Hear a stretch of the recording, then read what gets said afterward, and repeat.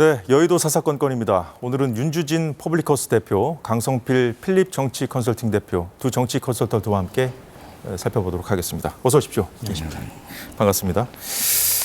오늘 더불어민주당 공천 상황부터 짚어볼 건데요.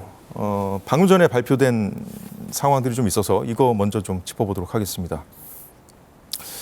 현역 의원 지역구 4곳을 추가로 전략지역으로 지정하면서 현재 그곳에 현역으로 있는 의원 4명을 컷오프했는데 노웅래 의원, 그리고 이수진 의원, 김민철 의원, 양기대 의원이 컷오프됐다는 소식이 들어와 있는데요. 자, 강성필 대표께 먼저 여쭤보겠습니다. 노웅래 의원 같은 경우에는 얼마 전에 그 의원회관에서 그 심야에 몇몇 핵심 의원들이 모여서 동료 의원들의 컷오프에 대해서 논의했다 이런 보도가 나오면서 좀 밀실공천 논란이 일지 않았습니까? 거기에서 이제 노웅래 의원도 지목이 됐었다고 이제 보도가 있었는데 그래서 본인도 반발을 했고 또 이수진 의원 같은 경우에는 현재 본인 그 지역구 여론조사에서 본인 이름이 빠진 상태 여론조사가 돌았다고 해서 이재명 대표에게 이선 후퇴하라 이 정도로 반발하지 않았습니까? 근데 실제로 이 두 의원이 여기 포함이 됐어요. 네. 가만히 있을까요, 이 두 사람이? 근데 본인들이 경선에 그럼에도 불구하고 참여할 수도 있지만, 근데 이제 컷오프가 이미 돼버렸기 때문에 이제 기회를 잃은 거 아니겠습니까? 그래서 어떠한 선택을 할지는 이제 두고 봐야겠지만 지도부가 리더십을 발휘해서 이제 설득을 하는 작업이 반드시 필요할 거라고 보는데 사실 쉬워 보이지는 않습니다. 지금쯤이면 의원들 단톡방에서 좀 관련된 얘기들이 막 나오고 있지 않을까 싶기도 한데요. 네. 윤주진 대표는 이 상황 어떻게 보십니까?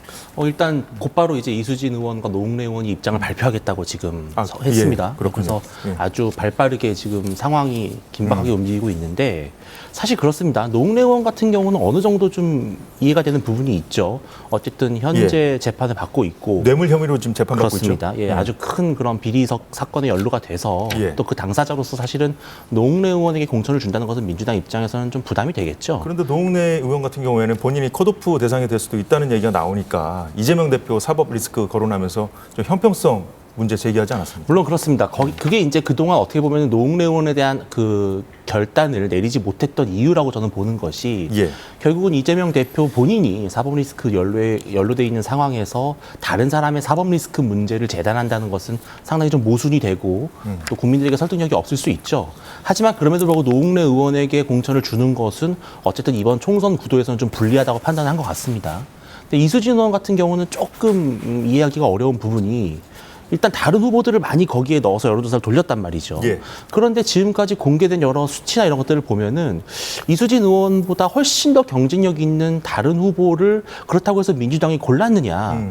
그렇지는 또 않은 상황인 것 같아요. 그런 상황에서 단순히 이수진 의원이 경쟁력이 없다고 판단한 것인데 이러한 여러 가지 절차적 미비들이 결국은 이번 이 컷오프 결정에 대해서 상당한 반발이 일어날 것으로 보이고 저는 이것이 새로운 미래와 같은 그 외부로 가는 이런 신당행에 상당한 동력이 되지 않을까 이렇게 보고 있습니다. 민주당이 방금 전에 이 컷오프 대상자들 4명 발표와 동시에 한 것이 단수 공천자 추가로 발표한 게 있는데 안규백 전략공천관리위원장 그리고 장경태, 박찬대 최고위원이죠 지금. 누가 봐도 친명계라고 분류되는 분들이고 박범계 의원 같은 경우에는 이제 문재인 정부 때 장관을 역임했지만 친명계로 분류되고 있고 강훈식 의원 이렇게 단수 공천했는데 강훈식 의원도 친명계잖아요.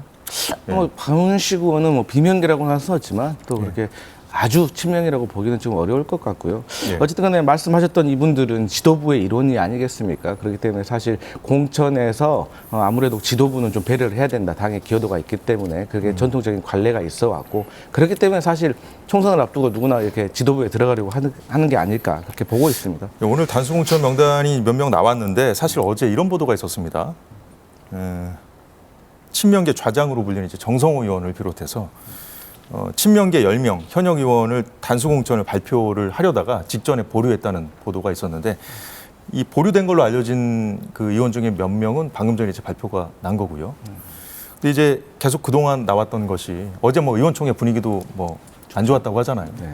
비명계에서 왜 자꾸 비명계만 이제 희생을 강요하느냐 하면서 이제 친명계 핵심들도 희생해야 되는 거 아니냐 이런 그 지적이 있었잖아요. 그래서 이걸 의식했다는 그 해석이 나왔었는데 오늘 이렇게 또 친명계 위주로 단수 공천을 또 해주면 비명계의 반발이 또 커질 수밖에 없지 않겠습니까? 네, 뭐 근데 사실 비명계든 친명계든 본인에게 불리한 결과가 나오면 다들 불만을 가지게 돼 있습니다. 예. 저는 그렇기 때문에 오히려 뭐 어제 있었던 일들이 사실인지 아니면 거짓인지 모르겠지만 저는 민주당이 빨리 이 공천 문제를 계획보다 더 빨리 발표를 해야 된다. 왜냐하면 어쨌든 간에 다시 말씀드리면 공천이라는 것은 본인에게 불리한 결과가 나왔을 때 누가 수긍을 할 수 있겠습니까? 그리고 저희 같은 경우는 여당이 아니기 때문에 국회의원 말고는 다른 방법으로 어떻게 설득할 수 있는 카드도 없거든요. 예. 그래서 빨리 결정을 해야 되는데 저는 이런 말씀을 드리고 싶습니다. 제가 최근에 뭐 1차 경선 지역 발표된 것도 명단을 봤고 방금 말씀하셨던 그 명단도 좀 이따 봤는데 살펴보죠. 네. 그런데 여기 보면 친명 의원임에도 불구하고 경선에서 패배하신 분도 있고 예. 또 비명임에도 불구하고 친명을 상대로 이기신 현역도 있습니다. 그런데 이제 자꾸 요즘 들어 이 친명에 대한 독점이 이루어지는 것이 아니냐라는 어떤 당내 프레임이 거세게 강해지면서 전에 친명이 아니었던 분도 뭐 친명이라고 하고 비명이 아니었던 분도 나는 비명이어서 불이익을 당했다라고 하는 분도 있는 것 같아요. 물론 뭐 비명은 비명대로 이제 불만일 것이고 네. 친명은 내가 친명인데 왜 나까지 쳐내느냐 이런 그러니까 서로 네. 다른 결의 어떤 불만을 제기할 수가 있는데 그 문제는 그 규모 비율 차이 아니겠어요? 지금 오늘도 보면은 단수 공천된 분들은 모두 이제 친명계로 분류되는 분들이고 예. 그 비율이 더 많다는 거잖아요. 네. 사실 지도부라고 해서 물론 단수 공천을 받는 사례도 있지만 오히려 지도부이기 때문에 경선을 거치도록 외견상 아무리 그 경쟁력이 있다 하더라도 예. 형식적으로 민주적 절차의 정당성을 담보하기 위해서 그래도 공천 과정에서 경선을 하도록 하는 경우도 있습니다. 실제로 지금 이제 국민의힘 같은 경우에는 장동혁 사무총장 같은 경우 누가 보더라도 당 지도부에서 가장 한동훈 비대위원장 근거리에서 측근으로서 역할하고 있는 장동혁 사무총장도 경선을 하도록 돼 있거든요. 이철규 의원도 하지 않습니까? 그렇습니다. 그래서 이러한 점이 좀 대조가 되는 상황이고 그리고 중요한 것은 이것입니다.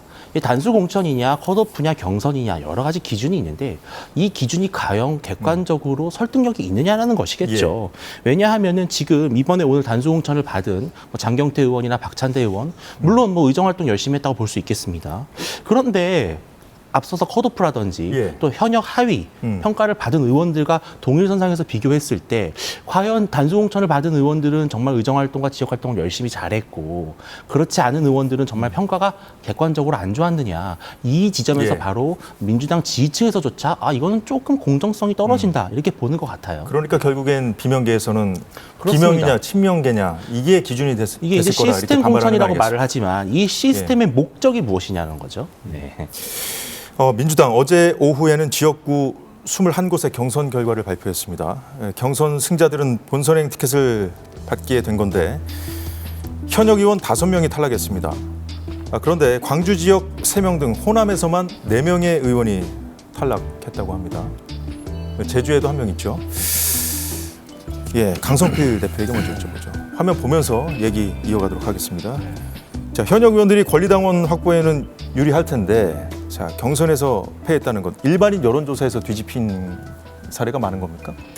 제가 이제 뭐 한 명 한 명의 어떤 지역적 상황을 다 설명하면 너무 기니까 예. 짧게 설명을 드리면 결국에는 이 친명인 의원들이 분명히 있음에도 불구하고 예. 원외 인사에게 패배를 했다는 것은 지금 민주당이 친명으로 독점하는 게 아니라는 반증을 저는 보여주는 거라고 생각을 하고요. 원외도 친명인 경우 있지 않습니까? 예, 그렇기도 하지만 어쨌든 우리가 현역이 그 경선에서 패배했다는 것이 사실 더 큰 화제 아니겠습니까?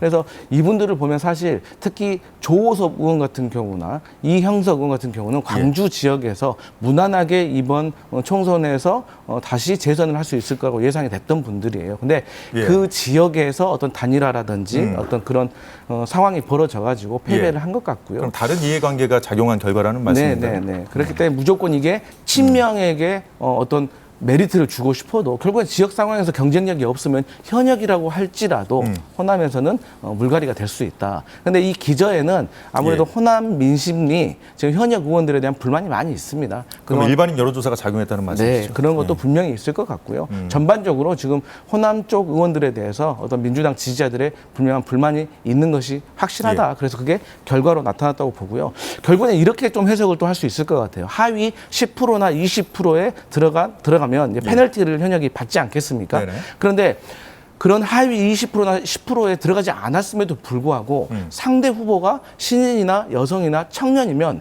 그들의 가산점 때문에 예. 페널티를 받게 되는 효과가 있는 거거든요. 그렇기 때문에 하위 10%나 20%에 들었음에도 불구하고 예. 경선에 참여하시는 의원도 분명히 있다는 것. 그러니까 상대편의 누구냐에 따라서 다르다 이런 네. 말씀이군요. 그리고 예. 또 이게 2인 경선이 있고 3인 경선이 있지 않습니까? 그런데 사실 3인 경선이 현역에게 유리하다고 해요. 하지만 최근에 문제가 되었던 박용진 의원 지역구를 보면 지금 뭐 2인이 될지 3인이 될지 두고 봐야 알겠습니다만 정봉주 전 의원도 있지만 친명으로 분류되고 있는 이승훈 변호사도 지역에서 경쟁력이 있거든요. 그렇게 되면 경쟁력이 있는 두 친명 후보와 박용진 의원이 붙게 된다면 3자로 붙게 된다면 결과를 장담할 수가 없다. 그래서 이러한 것들을 박용진 의원도 전반적으로 고려를 했기 때문에 경선에 참여한다. 그래서 이 하위 10% 20%에 속했다고 해서 무조건 가능성이 없는 건 아니다. 이런 말씀 드리겠습니다. 어제 발표된 경선 탈락자 5명 중에 4명이 이제 호남이다 보니까 예. 그러니까 언론들은 이제 호남 대폭 물갈이 이런 식으로 기사 제목을 뽑았던데 네. 윤주진 대표가 보시기에는 이게 텃밭이기 때문에 예. 이 정도 물갈이는 뭐 당연하다 이렇게 좀 보실 것도 같아서 이제 어쨌든 호남이라는 지역이 민주당의 가장 강력한 정치적 기반이고 발판이지 않습니까? 예. 이재명 대표 입장에서는 호남에서 얼만큼 본인에게 우호적이고 또 관계가 좋은 그런 의원들이 많이 입성하느냐가 사실은 차기 당권 구도, 나아가서 대권 구도까지 매우 중요한 영향을 미치기 때문에 호남에 많은 공을 들일 겁니다. 예. 그런데 이번에 이제 뭐 비명, 친명을 사실은 어떻게 딱 뭐 무 자르듯이 나눌 수 있겠습니까? 다 상대적인 것이겠죠. 그런데 공교롭게도 어쨌든 가장 친명의 대표라고 하실 수 있는 분이 이번에 입성을 했고, 그리고 공교롭게도 또 이번 경선에서 패배한 의원 중에 2명이 또 확실한 또 비명계로 분류가 됩니다. 그러니까 친명이 됐다라는 관점도 있지만 비명계 현역 의원이 교체됐다라는 관점으로도 볼 수 있는 거거든요. 그런 점에서 저는 이번에 호남에서 나온 이 경선 결과가 바로 이재명 대표가 앞으로 할 오늘 있었던 단수공천도 마찬가지인데 수도권을 중심으로 한 대대적인 친명 물갈이를 위한 신호탄이 일단 이 호남 지역에서 쏘아진 것이고 이것이 점차 북상을 해서 서울까지 올 것이다. 저는 그런 앞으로의 전개를 예상하고 있습니다. 예. 광주 지역 경선에서 패한 현역 의원 그 화면을 좀 더 보면서 얘기를 좀 이어가도록 하겠습니다. 조섭, 이영석, 윤영덕 의원 같은 경우에 이제 조섭 의원 같은 경우에는 정준호 변호사에 패했고 이영석 의원은 전진숙 전 광주시의원에게 패했습니다. 윤영덕 의원은 정진욱 당대표 정무특보에게 패했고요. 자, 모두 정치 신인들에게 패했다 이렇게 언론들은 보던데 호남은 아니지만 서울 송파을 같은 경우에는 본선에 진출한 송기호 후보 또 이재명 대표의 측근으로 분류되고 있죠. 당대표 특보 출신입니까? 네. 예. 그래서 좀 선명성이 강한 찐명 후보들이 약진했다 이런 평가가 있던데 동의하시는죠? 아니 뭐 일부 동의하는 면도 있고요. 일부 조금 맞지 않는 부분도 있는 게 맞지 않는 부분 저기 승리하셨던 분들이 네. 신인이라고 보기가 어려워요. 이미 지역 정가에서 어떻게 보면 현역보다 더 유명하신 분도 있습니다. 그리고 오랫동안 그 지역에서 활동을 해서 선거를 준비하셨던 분도 분명히 있기 때문에 그리고 우리가 이 선거 이전부터 사실 의정평가라든지 여러 가지 여론조사에서 한두 분 정도는 충분히 예상을 할 수가 있었다. 경쟁력 측면에서. 근데 언론이 주목하는 사람은 이제 정진욱 당대표 정무특보하고 송기호 지금은 특보 아닙니까? 송기호 후보 같은데. 지금은 특보인지 제가 확인 못했는데. 이 두 사람인 것 같습니다. 네. 근데 이제 정진욱 특보 같은 경우 뭐 친명 중에 뭐 친명이라는 말도 있지만 사실 거기는 윤영덕 의원도 친명의 일원이거든요. 그래서 사실 이런 식으로 친명인데 당선된 사람에게 이런 찐명이라고 됐다. 이런 프레임으로 가버리면 어떻게 뭐 해결할 방법이 없는 거죠. 그래서 사실 이 권리당원과 일반당원에 대한 선거 투표를 했는데 저는 그렇게 생각을 해요. 이 현역 의원 같은 경우는 특히나 평소에 권리당원을 최소 4년 이상을 관리를 해왔습니다. 그리고 지역인을 기반으로 권리당원과 접촉면이 많기 때문에 아무리 원외 인사가 열심히 노력을 해도 사실 현역의 장병을 어려운 면이 있습니다. 근데 남구 같은 경우는 사실 또 그 전 장관 출신의 어떤 다른 후보자도 있었고 지역 어떤 출신도 있었는데 여러 가지 어떤 상황 속에서 현역에게 조금 안 좋은 여론이 형성돼서 저는 이러한 결과가 나왔다고 보고 있습니다. 뭐 비명 친명, 찐명 이 프레임이라고 강조하시는데 윤주진 대표 생각은 어떻습니까? 저는 이번 또 공천을 보면은 비명과 친명을 넘어서 완전히 이제 이재명 대표의 사법 리스크를 전담 마크하는 그러한 공천으로 가는 방향도 좀 있다고 보거든요. 변호사들 말씀하시는 그렇습니다. 예. 그것도 바로 얘기를 나눠보죠. 예. 그래서 예. 이번에 이런 공천이 왜 이렇게 이루어질까? 사실은 이 총선 승리의 공식이라고 하는 것은 사실 단순합니다. 다른 계파를 품고 가장 공정하게 또 자신의 측근일수록 오히려 희생과 헌신을 할 수 있도록 해서 유권자들에게 신뢰감을 주는 것이 뭐 총선의 승리 공식인데 이번에 이렇게 이재명 대표가 이런 식으로 조금 무리를 해서라도 친명 또는 이전 변호인단 중심으로 해서 공천의 기회를 주는 것은 이것은 결국 최근에 백현동 로비스트 사건이라든지 또 김만배 씨에 대한 징역형 선고 이런 이재명 대표를 둘러싼 여러 재판들의 결과들이 나오면서 이재명 대표가 약간 좀 불안감을 느끼기 때문에 점점 더 이 패권 체제를 강화하는 쪽으로 공천에 고삐를 당기는 것이 아닌가 이런 생각이 들어요. 예. 민주당이 발표한 경선 지역구들 여기서 경선에 진출한 기회를 얻은 인사들 명단에는 윤주진 대표 말씀하신 그 조상호, 박균택, 이문태 등 이재명 대표가 연루된 사건에 법률 지원을 맡은 변호인들도 포함됐습니다. 공천 시청자 중 이재명 대표 그룹은 당대표 특보 등 민주당 관련 인사들과 경기도청과 성남시청 그룹, 변호인 그룹 등 크게 세 그룹으로 분류되는데 이 변호인 그룹에 대해서는 특히 여러 뒷말이 나오고 있습니다. 윤주진 대표께 바로 여쭤보죠. 그러니까 이것이 그 누가 보면은 약간 무슨 뭐 이재명 대표, 이재명 사단의 변호인단들이 대거 그냥 통으로 공천에 들어오는 것 같은 느낌이에요. 물론 경선을 거쳐야 되겠지만 사실 이렇게 이재명 대표 또는 이재명 대표의 측근의 변호인을 맡았던 이력 하나만으로도 상대 후보에게는 상당한 위압감을 줄 수 있는. 상대 후보들이 얘기하는 거는 이분들이 그 변호인이라는 타이틀 외에는 별게 없다는 뭐 그런 물론 지적을 뭐 하고 있는 별게 거죠. 없다라는 표현까지는 좀 상대 과할 수 후보들이 그렇게 있겠지만요. 얘기를 하고 그렇지만 이재명 대표를 중심으로 한 일종의 팬덤 세력들, 특히 우리가 뭐 소위 개딸이라고 하지 않습니까? 이러한 그 핵심 당원 권리당원들이 바로 이재명 대표 사단의 그 변호인들을 중심으로 매우 조직적으로 활발하게 움직여서 그 지역 정가의 민심을 움직일 것이기 때문에 거기서 맞붙어야 되는 의원들, 현역 의원들이나 기존 후보들은 상당히 그 불리한 구도 속에서 경선을 기울어지는 운동장이 될 수밖에 없는 것이죠. 네. 그 여권 일각에서는 이런 분들에게 공천을 주는 게 이해 충돌에 해당할 수 있다 그렇게 지적하는 분들도 있던데. 물론 뭐 이해 충돌이라고 할 정도 어떤 뭐 문서화된 계약서가 있지는 않지 않겠습니까? 그러나 누가 보더라도 이재명 대표를 위해서 정말 헌신했던 그런 변호인들, 자신의 열과 성을 다해서 그 대장동 스캔들을 변호했던 의원들이 결국은 이렇게 정치권에 들어오게 되면은 이재명 대표가 약간 뭔가 뭐랄까요? 공천을 마치 나에 대한 사법적 방어에 대한 전리품처럼 나눠주는 그렇게처럼 비춰질 수 있기 때문에 저는 이것이 이재명 대표와 민주당을 위해서도 이번 총선에서 정말 부적절한 처신이라고 생각을 합니다. 그 민주당 입장에서는 이재명 대표 그 사법 리스크가 어쨌든 현 정권의 정적에 대한 어떤 뭐랄까요 정치 수사라는 그런 입장이신 거잖아요. 그래서 이제 이 변호인단을 바라보는 아마 그 시각이 좀 달라서 그런 게 아닌가 싶기도 한데요. 이 문제는 한 두 가지 정도로 볼 수 있을 것 같아요. 일단 이재명 대표의 변호인단이라는 것인데 이재명 대표 입장에서는 사실 정치적인 유불리가 중요한 게 아니라 본인의 여러 가지 복잡한 법리적인 문제에 있어서 실력을 갖춘 변호인단을 찾는 것이 중요한 것이지 정치적 동반자가 지금 중요한 건 아니다. 그래서 그런 측면에서 봤을 때 박균택 변호사 같은 경우는 제가 알기로는 법리적으로 어떤 대변인격의 어떤 성격이 있었던 거지 정말로 이재명 대표의 어떤 소송에 관련해서 법리적으로 어떤 도움을 줬던 것은 저는 좀 아니라고 보고 있고요.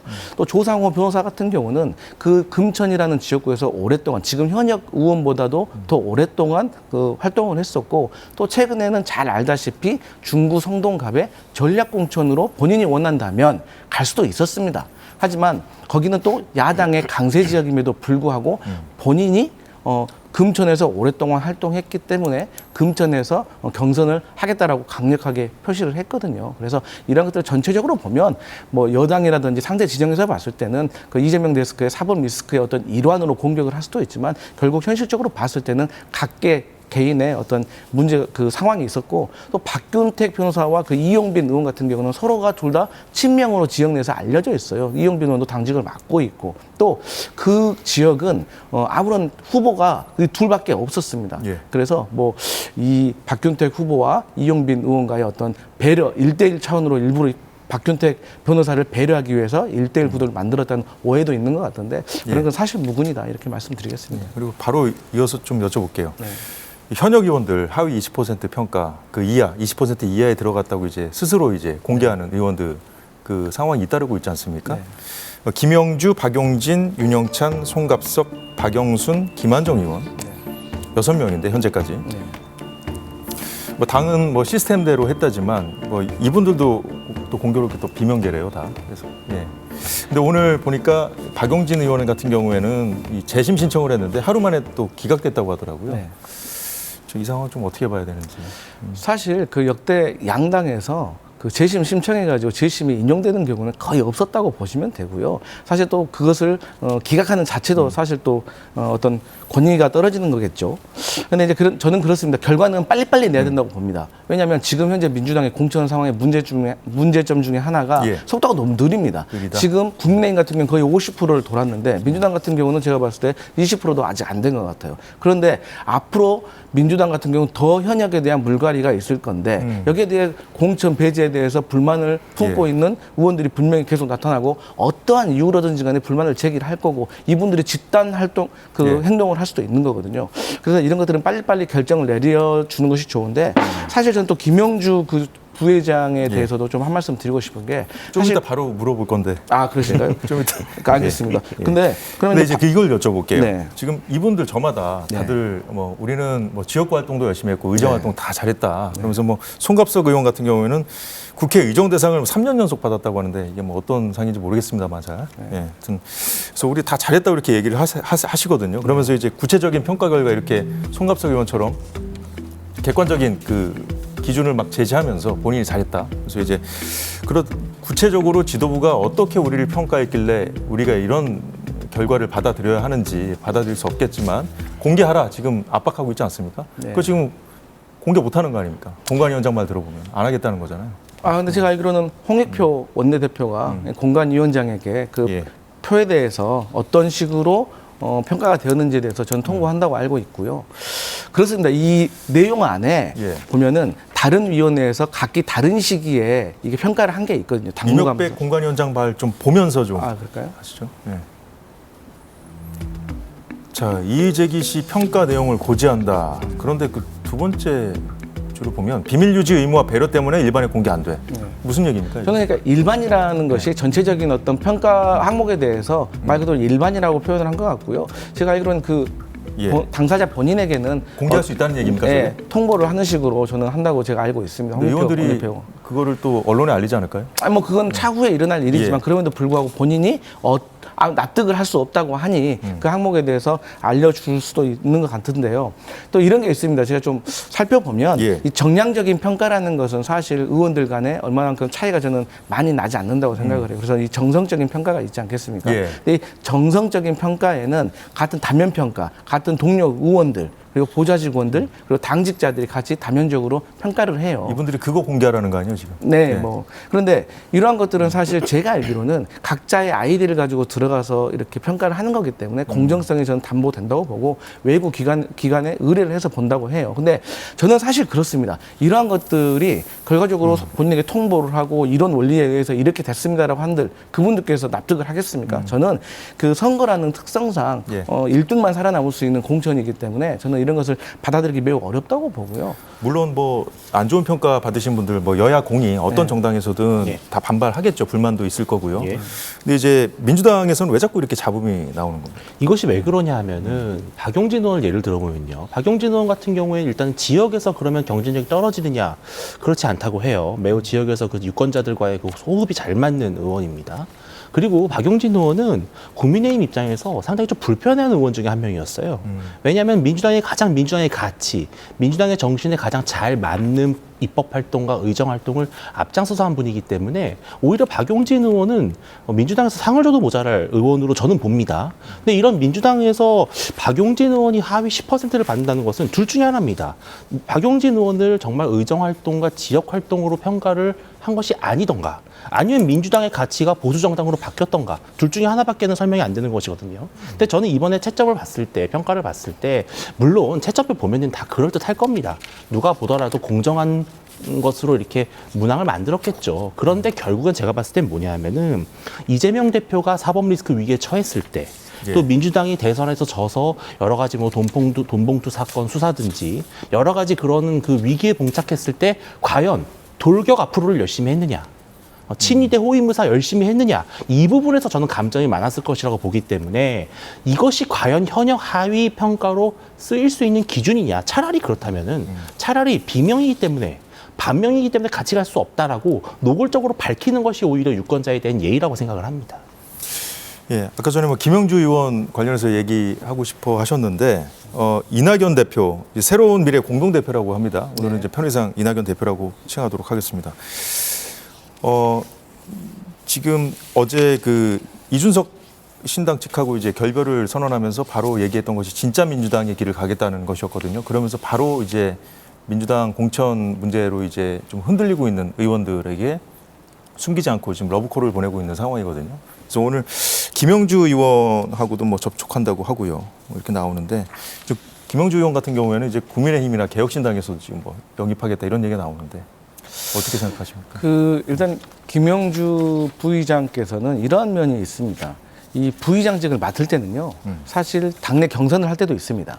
그럴 때 부의장직을 끝으로 명예롭게 은퇴하겠다라는 시그널을 암묵적으로 합의를 해왔던 것이 저는 양당 공이 전통이었다고 생각을 합니다.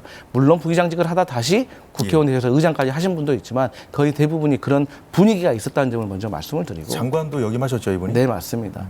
그런데 또 이 국민의힘에서 영입한다는 것은 저는 정말로 좀 납득하기 어렵다. 이상민 의원하고는 좀 다릅니까? 이상민 의원하고는 다르죠. 이상민 의원은 평소에 민주당에서 국민의힘으로 충분히 갈 수 있는 어떤 빌드업이 되어 있는 상태였고 김영주 부의장 같은 경우는 저희 그 문재인 정부에서 노동부 장관을 하지 않았습니까? 사실 그 보수와 진보에서 가장 큰 차이, 정책적, 철학적 차이가 전 노동도 하나라고 생각을 해요. 그래서 이런 부분에 있어서 과연 철학적으로 맞는지에 대해서 국민의힘과 김영주 부의장께 물어보고 싶고요. 국민의힘이 이분을 띄우는 것도 그냥 총선용 전략에 불과하다고 생각하시는 겁니까? 그러니까 김영주 부의장을 영입함으로 인해서 민주당에서 탄압받았던 분을 본인들이 껴놨다라는 얘기가 되는 거고 사실 또 그 김영주 부의장의 지역구가 국민의힘으로는 열세 지역입니다. 그렇기 때문에 김영주 부의장이 만약에 국민의힘으로 출마를 하게 된다면 저는 상당히 그 당선 가능성이 그래도 국민의힘 후보보다는 높을 거라고 생각을 하기 때문에 그러한 측면이 있다고 보고 있습니다. 사실 지금 그 민주당 지도부 입장에서 좀 보면 뭐 4선 이상 하신 분들에 대해서는 좀 그 용태론 같은 것도 나오지 않았습니까? 누릴 만큼 누렸으니 좀 후배들을 위해서 자리를 비켜달라. 이 얘기를 좀 하기 어렵다면 차라리 국민의힘처럼 그 동일 지역구 3선 이상 한 그 의원들에 대해서 좀 페널티를 적용한다든가 좀 그거 자체를 기준으로 만들면 어떨까 하는 생각이 드는데 윤주진 대표는 어떻게 생각하십니까? 이제 그렇게 했을 때라도 김영주 부의장 같은 경우는 워낙 지역에서의 기반이 탄탄하고 또 사실 민주당에서는 여성 정치인으로서는 상당히 상징성이 있는 분이기 때문에 그러한 일반적인 감점 수준으로는 이분을 어떻게 보면은 축출하기 어렵다라고 봤기 때문에 이렇게 좀 무리를 하는 것 같아요. 그런데 저는 민주당이 왜 이렇게까지 좀 잡음이 클 수밖에 없느냐라는 이 아쉬움이 뭐냐면은 결국은 조정과 중재의 역할이 이재명 대표의 리더십에서 볼 수 없다라는 것입니다. 무엇이냐면은 김영주 부의장 같은 경우는 사실 민주당에서 워낙 오랫동안 정치를 했고 또 본인도 우리 강 대표님 말씀하신 대로 누릴 걸 많이 누린 분이에요. 그렇다면 민주당 입장에서는 일정 부분의 헌신과 희생을 요구하고 약간의 지역구 조정이라든지 또 수도권에서 얼마든지 그 민주당의 열세인 지역도 있습니다. 여당이 했던 것처럼. 그렇죠. 접전지로 가서 한번 당신의 정치력을 보여주시오. 이렇게 이재명 대표가 접근할 수 있는데요. 근데 제가 봤을 때 이재명 대표는 그런 어떤 리더십의 여유 이것이 좀 부족한 것 같아요. 왜냐하면은 나와 생각이 다르고 나에게 뭔가 불체포 특권 표결 때 찬성표를 던질 것 같은 의원들은 이번 기회는 반드시 좀 결별해야 된다. 이러한 조급증 때문에 약간 어떤 그런 중재와 또 타협의 여지가 좀 많이 사라진 것이 아닌가 아쉬움이 남습니다. 예, 더불어민주당이 주도하는 야권의 비례연합정당 소식도 잠시 짚어보겠습니다. 민주개혁진보연합이란 이름으로 다음 달 3일 창당을 예고한 가운데 한동훈 비대위원장은 이재명 대표가 민주당을 통진당화하고 있다고 비판했습니다. 잠시 영상 보겠습니다. 이번 총선에서 이재명 대표가 자기가 살기 위해서 종북 위헌 정당 세력인 통진당 세력을 부활시키고 정통의 정당 민주당을 통진당화하고 있습니다. 통진당의 후신인 진보당과 선거연합을 단지 비례정당, 비례의석 몇 석 주는 의미가 아니라 지역구에서까지 당선시키게 하겠다고 이제 발벗고 나서고 있습니다. 강 대표, 네. 지금 한동훈 위원장이 바로 옆에 앉아 있다면 뭐라고 반박하시겠습니까? 한동훈 비대위원님 방금 자기가 살려고 뭐 종북 세력과 이렇게 손을 잡는다 이런 식으로 말씀을 하셨는데, 이재명 대표가 그랬다는 거잖아요. 이재명 대표가 정말 의석수를 더 늘려가지고 의석수로 총선에서 승리하려고 정말 마음을 먹었다면 병립형으로 회귀를 했겠죠. 준연동형으로 한동훈 위원장이 짚는 거는 네. 단순히 의석 수가 아니라 네. 그 민주당에 정식으로 입당해서 들어오기 힘든 사람들을 이렇게 우회로 해서 이렇게 들어오게 했다는 그런 지점이죠. 그러니까 그것을 우리 다양한 사회의 다양한 목소리를 원내에서 듣고 싶다는 그런 준연동형 비례대표의 취지를 이해하지 못하신 분들은 본인과 친하고 이렇게 친한 분들을 원내의 다른 방법을 우회적으로 입당시키려고 한다라고 볼 수도 있겠죠. 그러나 그것이 사실 객관적으로 저는 잘 이해가 안 가요. 그렇기 때문에 그런 것들은 사실 선거에서 저는 국민들이 표로 심판을 해주실 거라고 믿고요. 저는 그렇습니다. 우리가 소수 정당과 비례 연합을 통해서 민주당이 사실 많이 양보한 면이 있거든요. 그런데 이걸 가지고 민주당이 선거에서 뭐 유리한 어떤 국면을 차지하려고 한다라고 비난하면 저희로서는 더 이상 드릴 말씀이 없다. 그렇습니다. 윤주진 대표는 생각이 좀 많이 다르실 것 같은데. 저는 이번에 이 새 세력이죠. 통진당, 그다음에 근데 진보당이죠. 또 뭐 무슨 운동연합, 시민운동연합인가요? 저는 이분들이 여기 포함됐다고 했을 때 정말 깜짝 놀랐습니다. 민주당이 선거를 지고 싶어서 결심을 했나? 이런 생각이 들었어요. 왜냐하면 제가 묻고 싶은 것이 지금 포함됐다는 분들, 또 거기에 이렇게 합류하신다는 분들을 보면요. 광우병 파동, 천안함 폭침 음모론, 또 사드 괴담, 각종 이슈 때마다 국론을 분열시키고 루머와 괴담을 유포했던 세력에 앞장섰던 분들이거든요. 근데 이런 분들이 민주당이 추구하는 어떤 진보 연합의 일원이라면, 그렇다면 저는 묻고 싶은 것이 이러한 과거 종북의 혐의로 인해서 정당의 해산까지 된 그런 마당에 그런 분들과 앞으로 손을 잡고 정치를 하겠다. 저는 이재명 대표가 중도 확장을 포기했다고밖에 볼 수가 없거든요. 이렇게 되면 국민들이 거센 심판할 것이고요. 오히려 상대적으로 조국 신당이 더 합리적으로 보일 정도예요. 그렇기 때문에 저는 민주당이 왜 이럴까? 제가 고민을 해보니까 이게 결국은 이재명 대표가 본인의 정치적 세력을 구축하는 데 있어서 결국은 이 경기 동부연합과의 연합전선, 이것에 어떠한 그런 미련이 있기 때문에 왜 그렇다고 보십니까? 이게 결국은 사법 리스크 목적이 문제라고 있을까요? 봅니다. 왜냐하면 이재명 대표가 강력한 지지 기반이 필요하고 민주당 내에서요. 또 그동안 이재명 대표가 진보 세력, 진보 좌쪽 그런 세력에서의 정치 지도자로서 인정을 받지 못했던 측면이 좀 없지 않아 있어요. 근데 이번 기회를 통해서 범야권 진보의 모든 운동하는 세력들을 다 모아서 내가 거기에 맹주가 되겠다 이것인데, 그럼으로써 잃는 중도표가 어마어마할 겁니다. 근데 저는 그런데 이재명 대표가 상당한 오판을 하고 있다 이렇게 보고 있습니다. 국민의힘 공천 상황도 살펴보도록 하겠습니다. 국민의힘은 아직까지 뭐 하위 평가자 통보도 안 하고 있고, 또 하역고로 불리는 TK, 서울, 강남, 서초 등에 대한 공천 결과 발표도 미루고 있습니다. 그래서 나오는 얘기가 공천에서 탈락한 사람들의 어떤 개혁신당 행위라든가 또 쌍특검법 재표결 시에 이탈표를 막으려는 거 아니냐, 뭐 이런 분석이 나오고 있는데 강 대표는 어떻게 보십니까? 네, 맞습니다. 지금 현역들을 그대로 유지한다는 거는 사실 저희 민주당이 보기에는 말씀하신 대로 김건희 여사 관련된 쌍특검법에서 이탈 조짐이 보이기 때문에 그런 것을 막고자 하는 의도가 저는 있다고 보고요. 오늘 홍익표 원내대표가 네. 내일 29일 날 표결하자고 했거든요. 네. 그래서 이제 그런 상황이 있는 것 같고, 그렇기 때문에 저는 오히려 지금 국민의힘 현역들만 어부지리를 하고 있는 것이 아닌가. 그리고 또 앞서서 불출마를 선언했던 장제원 의원과 하태경 의원만 어떻게 보면은 좀 어리숙한 상황이 벌어지는 건 아닌가, 그렇게 말씀을 드리고 싶고요.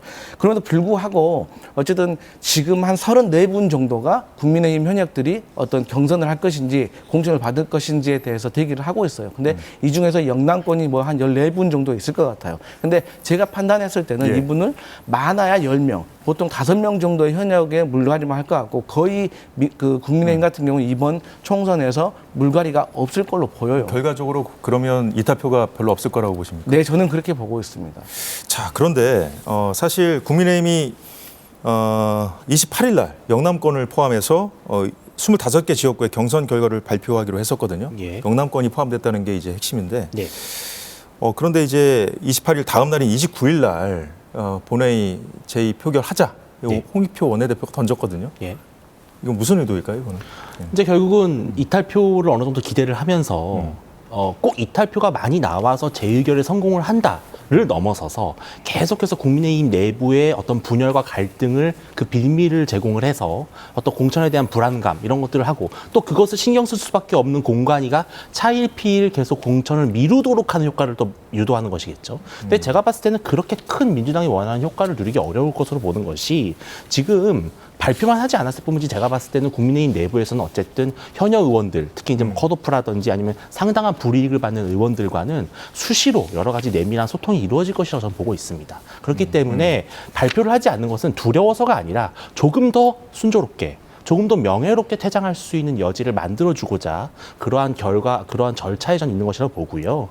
민주당은 재표결을 했을 때 이제 재의결이 안 되면 이거 봐라. 결국은 국민의힘은 이 리스크를 옹호하는 정당이다. 또 방탄 정당이다. 이 프레임을 가져가고 싶은 것 같아요. 더 이상 뭐 시간을 끌 필요는 없다고 보고 그렇습니다. 일단 그렇게 이용하기 위해서 예, 했다는 그러나 말씀이시죠. 제가 봤을 때는 물론 국민들 입장에서는 아쉬움이 있을 수 있지만 어쨌든 윤석열 대통령이 직접 나와서 공개적으로 발언을 했고 이제 이 문제는 어느 정도는 일단락된 것이고 예. 총선의 판단을 받아야 할 문제다. 저는 그렇게 생각을 합니다.